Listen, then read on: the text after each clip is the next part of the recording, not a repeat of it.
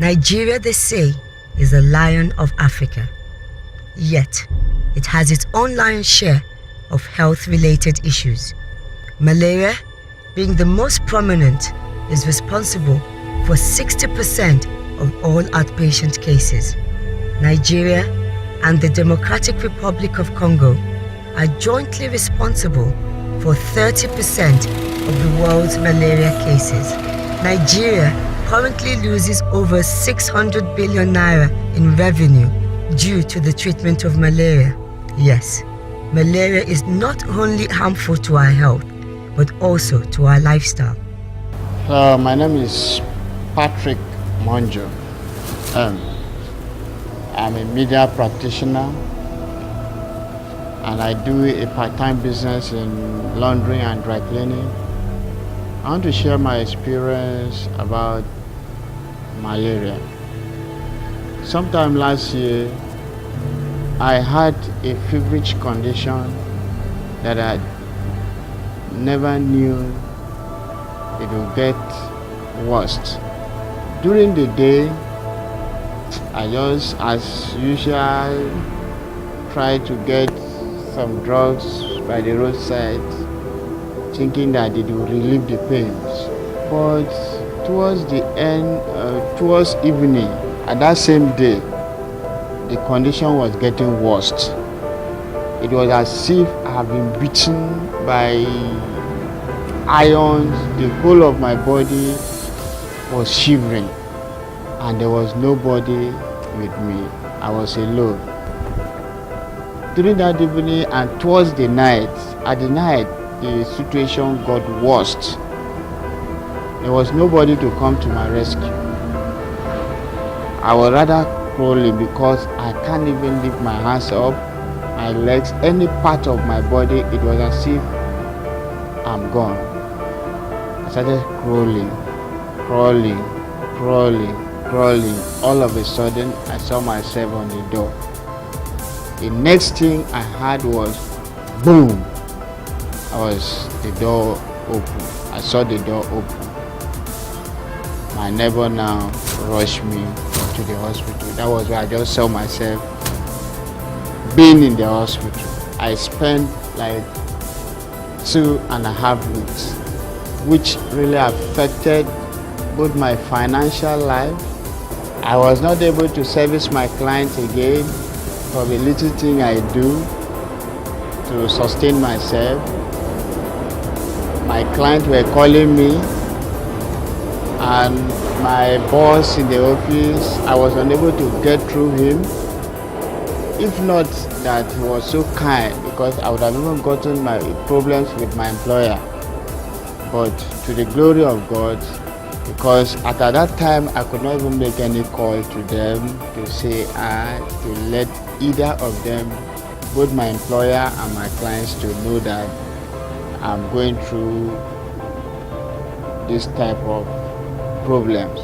But to God be the glory, they understood the whole situation with me when I was okay, and I explained everything to them. When I got well,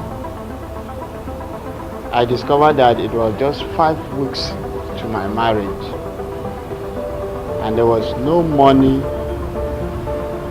for me to pay for the things, for the least my in-law gave to me.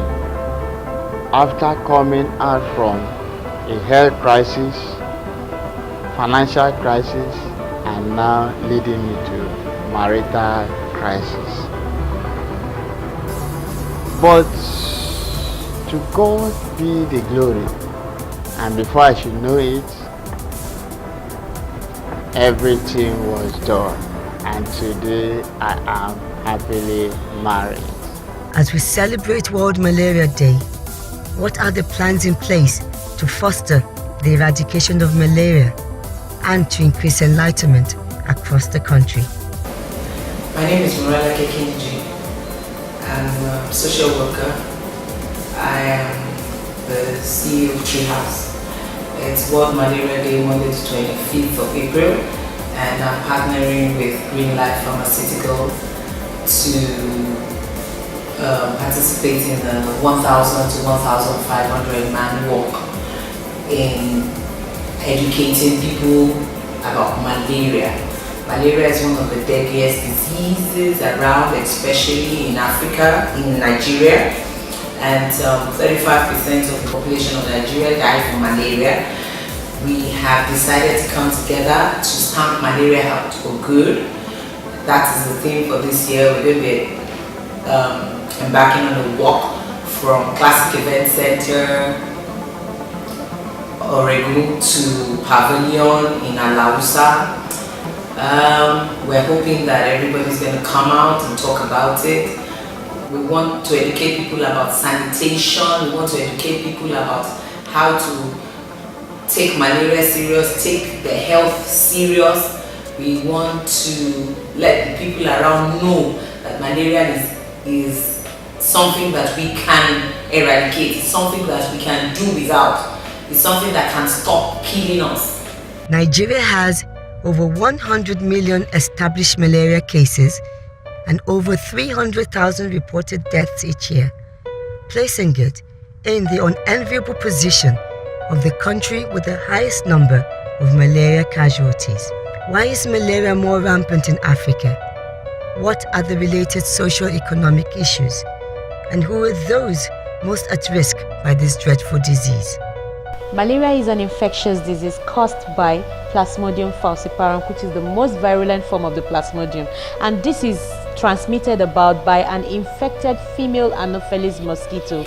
Being that we are in the sub-Saharan Africa, where it is a very ripe environment for propagation of all these mosquito parasites, we tend to have the incidences of this malaria a whole lot, and that is why it seems to be that almost everybody tends to come down with malaria. Now, who tends to have malaria? We have anybody can get malaria, but we have this group of people who are most susceptible to it: the younger children, the under 5s, and then the pregnant women. They tend to have more severe symptoms that comes from malaria, and that is why we try to say these are people that need to be safeguarded from mosquito bites. Now, what do you see when you tend to have malaria? You have fever. This fever is intermittent, worse at certain times of the day, nausea, vomiting, headaches, and also having this bitter taste in the mouth, and in severe forms, convulsion in these children. Now, what are we talking about in malaria? One needs to get treated for malaria, and by treatment we mean once you have any of these symptoms, go to any nearest hospital, get tested so that you get the right dosage and the right medication for malaria. Say no to self-medication, because that is when you tend to not get the right drugs to treat the malaria appropriately. The use of anti-malaria drugs is in the forefront of the treatment of malaria. How effective are these drugs? Are there special conditions for using them? Lonart, as an example, a brand of artemether and lumefantrine, has to be taken with certain conditions for you to get the optimal therapeutic effect from it. Like every brand of artemether and lumefantrine, it has to be taken with food or just after food. And we always say preferably a fatty food. When we say fatty food, it's not something big. Any food with maybe oil or fat in it. Somebody might say, I have malaria, I don't have appetite, I cannot eat, and all that. You can take milk, because there's fatty acid in milk. It will aid the absorption. Without a fatty environment, you might have just about 10-15% of the active drug available in your bloodstream to do the effectual work it's supposed to do. Besides that, for every product that contains an artemisinin variant, like Lonart that has artemether, you have to avoid taking antioxidants. So, you want to avoid vitamin C, vitamin E, multivitamin, and even fruits concomitantly with the product.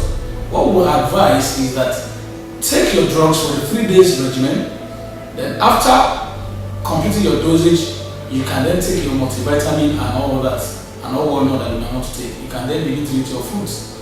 Another thing that is of very utmost importance about Lonart as a brand of artemether and lumefantrine is that the timing of the first 2 doses are very important for Lonart, like every other artemether and lumefantrine, for its efficacy. Between the first and the second dose, you maintain an 8-hour gap between the first 2. Despite so many gains in the treatment of malaria, one of the most critical issues plaguing the treatment is the term resistance. Is resistance established in the use of anti-malaria treatment? Or are there other reasons responsible for these? As we all know, malaria is a dangerous disease. It's devastating our continent, and that's why as a company we're at the forefront of fighting this disease. One of the things that always comes to mind when you're talking about malaria is the issue of resistance, but I'd like to clarify that because resistance has to be established over a period of time. It has to be documented over a period of time for you to actually say that there's resistance to a certain product. Most often than not, it's not resistance that we meet on the way. It's actually treatment failure as a result of three factors. It could either be recrudescence, relapse, or reinfection. And what do we mean by this? If you are actually living in an endemic area and you fall that you come down with malaria, in the course of treating the malaria, you're exposed again to the bites of an infected mosquito. Then you come down with infection. That is called reinfection. When you talk about recrudescence, it means that maybe you are taking the drug and you do not take it as directed, or you took some optimal doses of the drug. As a result, the parasite is not properly cleared from your bloodstream and you come down with the infection a few days later. That's what we call recrudescence. As we intensify the efforts to eradicate malaria from this great country, it is important to ensure we imbibe several preventive measures and also to ensure, if affected, we take prescription drugs as directed. And as they say, prevention is better than cure. Why don't you take care of our environment? Cut all bushes that are overgrown. Drain away all stagnant water. Make your environment generally clean. Make sure you and your family sleep under insecticide-treated nets so that we can have a malaria-free environment where the children can play and everybody is happy without the complications of malaria. Let us join hands together and kick malaria out of our society for good.